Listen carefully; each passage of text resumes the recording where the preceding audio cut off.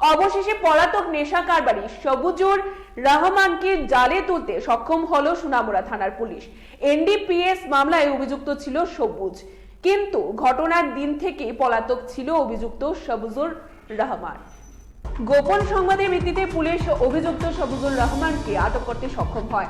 তাকে আটক করে 3 দিনের পুলিশ রিমান্ডে আদালতে সোপর্দ করা হয়। আদালত পুলিশের 3 দিনের পুলিশ রিমান্ড মঞ্জুর করেন। উল্লেখ্য, গত 28শে সেপ্টেম্বর সোনামুড়া বেজিমারা এলাকার সবুজের রহমানের বাড়ি থেকে 5 লক্ষ টাকার নেশা সামগ্রী উদ্ধার করে পুলিশ।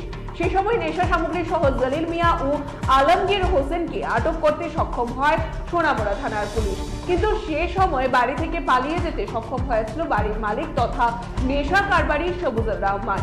পুলিশ দুজনকে আটক করে থানায় নিয়ে আসে এবং এই মামলা হাতে নিয়ে তাদের আদালতে সোপর্দ করে। পুলিশের এই ধরনের সাফল্যে খুশি এলাকাবাসী।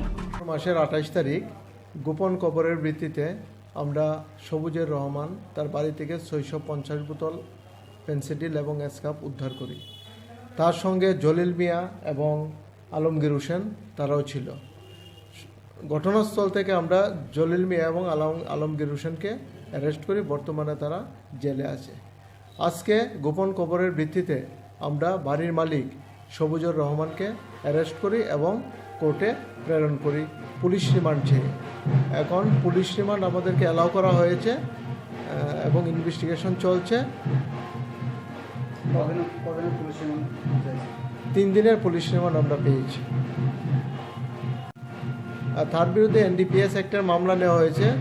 সেকশন 21C, 25 এবং 29 দ্বারাই মামলা নেওয়া হয়েছে।